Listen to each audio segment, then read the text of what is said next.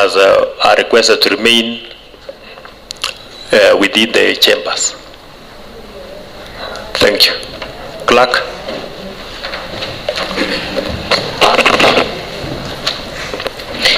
Order number 1, administration of oath. Order number 2, communication from the chair. Order number 3, messages. Sorry, clerk. There are members of public in the public gallery. I want to take this opportunity to welcome you. And we're grateful that you've gotten time this afternoon to be with us. You will be required to maintain silence, and you're highly welcome. They are the following: Rono Kimgetich from Longiza Ward, Margaret Rono from Longiza Ward, Kelvin Kemboy from Mbamos Ward, Prudence Chepto from Mbamos Ward, Maureen Chepkoech from Kongasis Ward. Once again, you are welcome. Clerk. Order number 3, messages. Order number 4, petitions. Order number 5, papers. Honorable Dancer. Honorable Speaker, I would like to lay the report on vetting of the nominee for the position of Chief Officer in charge of Tourism and Investment. Kindly proceed and lay.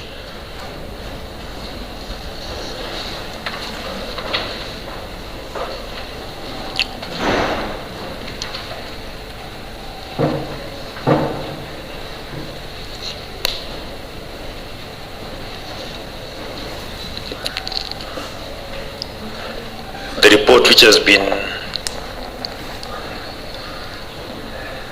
laid is committed to Committee on House Rules and Business. Yeah, thank you, Clerk. Order number 6, notices of motions. Motion.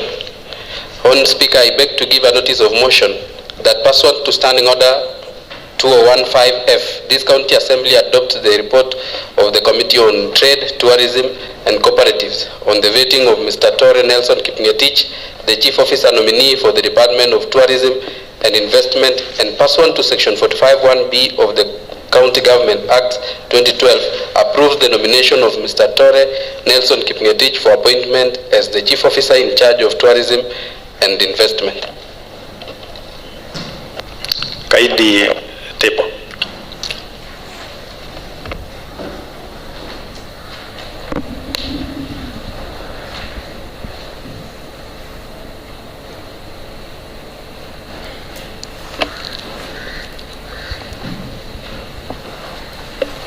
The notice which has been tabled is committed to Committee on Business and Rules Committee to sit after this session and prioritize the same. Thank you, Clerk. Order number 7, questions and statements.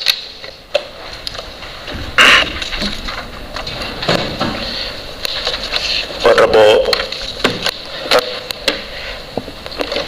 Thank you, Honorable Speaker. I rise to give a response on the statement sought by Honorable Victor Rob. The member expected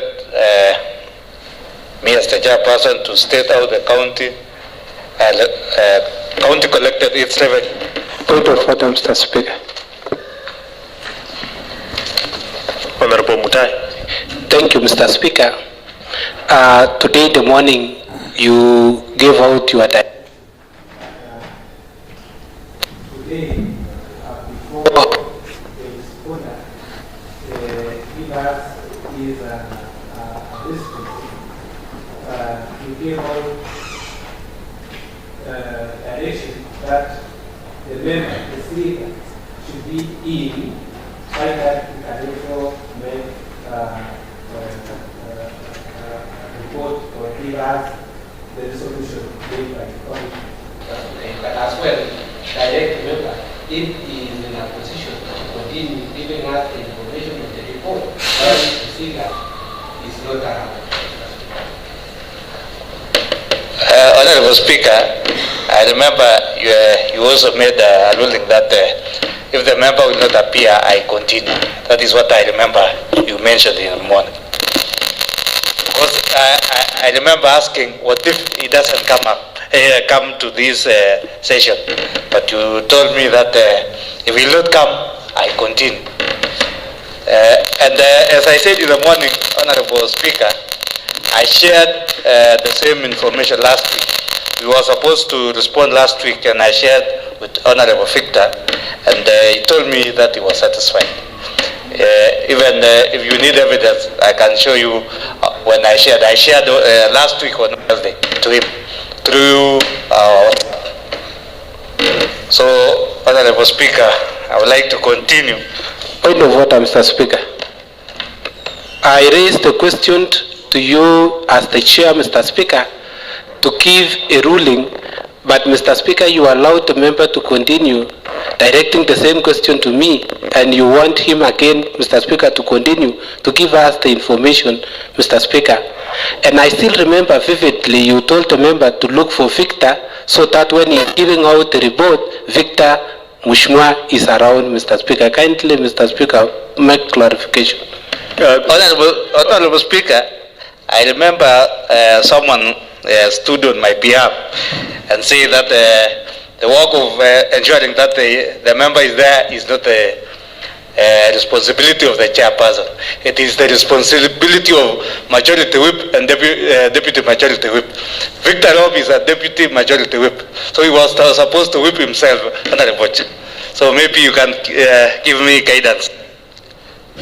Okay, I had ruled in the morning that the postponement of this settlement to this afternoon was giving a chance Honorable Victor maybe to appear. And given that he is still not within the chambers, the answering of this statement to continue. So Honorable Nathan, kindly proceed. Thank you, Honorable Speaker. I'd like to respond on the statement sought by Honorable Victor. Honorable Member wanted the chairperson, that is me, to state how the county collected its revenue from this 2nd December 2024 to 14th January 2025. Given that the previous chamber pay system that was being used expired on 30th November 2024 and was switched off on 2nd December 2024. He also wanted that I indicate how the current Bomet pay system was procured. He also wanted me to explain why the permanent and pension revenue staff have not been paid for the last 2 years and why the contractual staff have not been paid for the last 6 months. Honorable Nathan, kindly pause a little bit. I had requested, directed that the members not to be allowed to leave the chambers.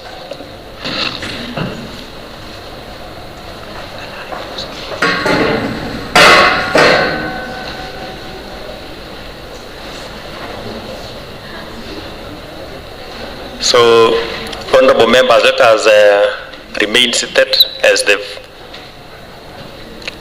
chair goes on answering the statement. Honorable Nathan, kindly proceed. Point of order, Mr. Speaker. Point of order, Mr. Speaker. I've checked and there is no quorum, Mr. Speaker.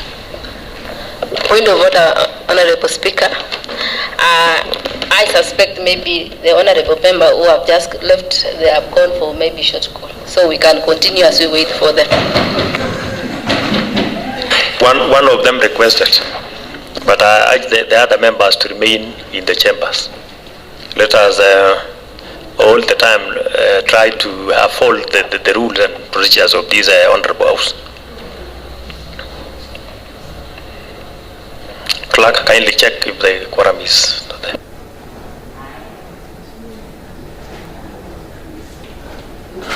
quorum is attained, Honorable. Yeah, kindly proceed.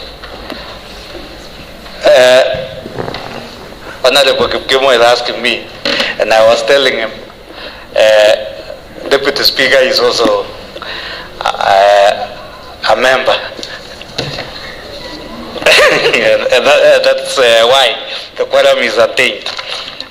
Honorable Speaker, Honorable Victor Rob wanted me to explain why the permanent and pensionable revenue staff have not been paid for the last 2 years and why the contractual staff have not been paid for the last 6 months.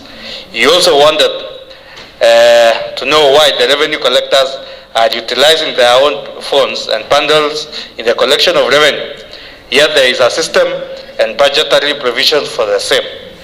He also wanted to know why businessmen and women who paid for the single business permits in January have not been issued with the same up to now, up to the time he was asking the question. He also wanted to know why the revenue staff have not been trained on the use of the new system. He also wanted to know how the county's database is secured, given that the county has not signed any contract with the service provider. And finally, he also wanted to know why the revenue collection staff who are on permanent and pensionable terms have not been promoted for the last 10 years. Honorable Speaker, the response on the question sought by Honorable Victor Rob, number one was on revenue collection channels in December. In December, revenue was collected through two primary channels. The first one was through paybill 214,444 and bank revenue collection account.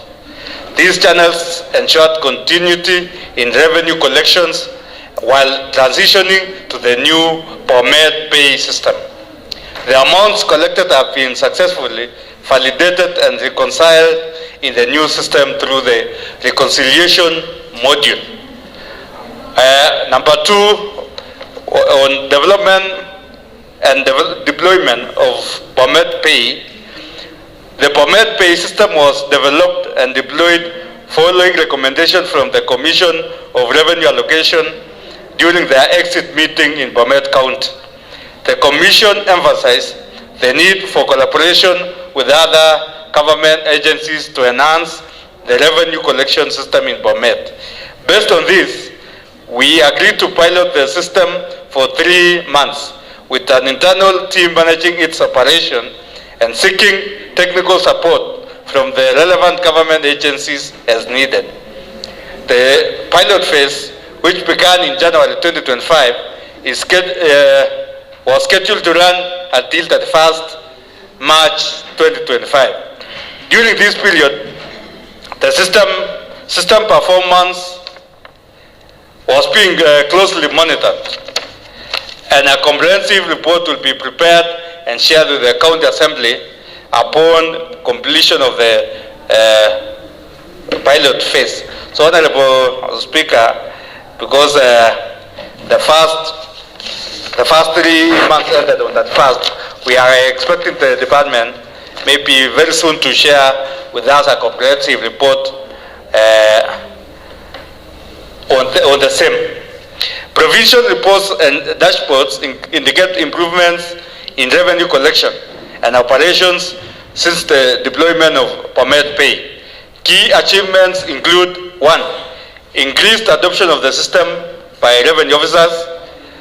2. Real-time tracking of revenue collection activities. Number 3. Revenue officers can now perform their duties more effectively with better oversight and accountability by the supervisors. However, some modules such as the land rates module and self-service modules are yet to be fully integrated. We are actively exploring solutions to address these gaps and ensure the system meets all the revenue collection needs. We are also still the department are also still monitoring the system downtimes reported by revenue officers and looking for ways to improve its performance. These challenges are expected in this phase, and the department commit to resolve all the issues. Number 3 was on the payment of revenue staff on permanent and pensionable. All staff under permanent and pensionable terms have been paid up to date, and none have ever been missed the salaries. So by the time that we were getting this response, the department said that all the staff have been paid. Those who are in permanent and pensionable had all been paid. The issue of why the staff have not been trained, prior to the rollout of Bomet Pay, a team of revenue officers underwent training on the system's use. This training ensured revenue officers equipped officers with the necessary skills to operate the system. The team have been able to use the system during the rollout phase as evident in the reports. In the subsequent phases, the department plans to train all the revenue staff comprehensively based on modules to be rolled out. On the issue of issuance of single permits, the businessmen and women who paid for the single business permits through pay bill and KCB in the month of January 2025 have not come to collect the permit from the office. On the issue of mobile phone system requirements and budgetary needs, the Bomet Pay requires mobile phones for operations. Unlike the previous system that relied on POS machines, to address this, the department has submitted a request for budgetary allocation in the supplementary budget to cover. And I'm happy because I can see members of the budget committee here. The department has requested that we allocate the money so that they procure mobile phones to be used under this Bomet Pay, which will ensure all revenue officers have the necessary tools to perform their duties. System implementation cost, covering additional expenses required for the complete rollout of the system. On the issue of system security and administration, the Bomet Pay is hosted in a secure environment with system administration rights retained by county staff. This ensures that the county maintains control over the system. Way forward, 1, completion of pilot phase. A detailed performance report will be prepared and shared with the county assembly after the pilot phase concludes, which was on 31st March 2025. Integration of missing modules. Efforts are underway to integrate the land rates, other revenue streams modules that are missing, and self-service modules into the system. Budget approval, the department asked the county assembly to approve the requested budgetary allocation to facilitate the full implementation of Bomet Pay. The Bomet Pay system represents a significant step forward in the automating revenue collection in Bomet County. While challenges remain, the provincial results demonstrate its potential to enhance transparency, efficiency, and accountability. The department remains committed to working closely with the Bomet County Assembly and other stakeholders to ensure full automation and continued improvement of revenue collection processes. On the issue of promotion of revenue collection staff, the promotion process is done under the County Public Service Board through CHR MAC. All permanent and pensionable staff who are eligible for promotion are recommended by CHR MAC to the County Public Service for promotion. Honorable Speaker, That was the response on the questions that were sought by Honorable Victor. And I also want to urge this House that we ensure that during the supplementary budget approval, we consider allocating the budgetary allocation that was requested by the department to ensure that this Bomet pay system is actualized. Honorable Chair, I know we have had challenges before of maybe not hitting the target of the revenue, and I think by ensuring that this system works well, I know we'll move a long way in ensuring that we achieve our target. So I want to urge this House that when we'll be doing our supplementary, I don't know when, but I think it might be tomorrow or next week, let's consider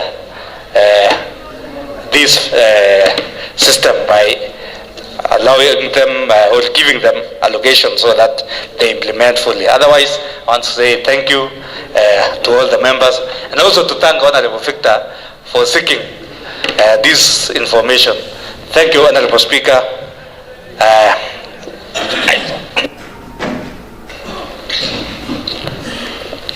Okay, thank you, Honorable Member, for the comprehensive answer to the statement by Honorable Victor Rob.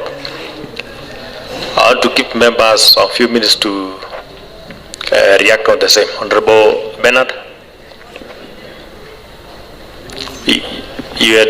All right. Thank you, Honorable Speaker, for giving me this opportunity.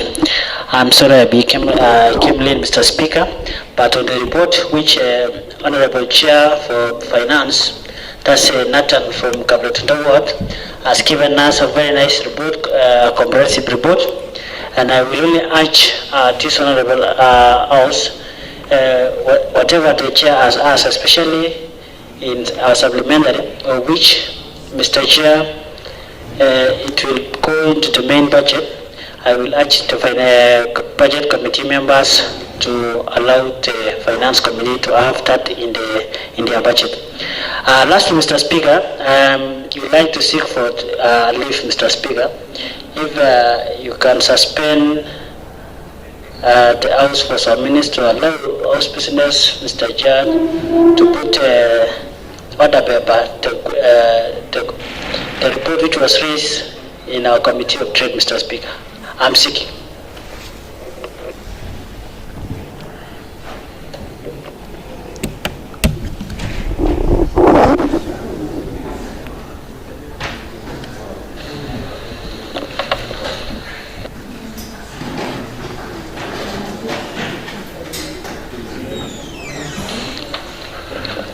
Honorable Bernard,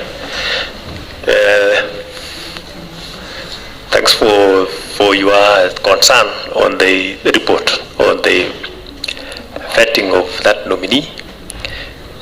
The House business will sit immediately after this, and we slot the business as a priority tomorrow. Kindly accept. Any other member who wanted to react on the report on? Okay, thank you, honorable members. Clerk. Adjournment.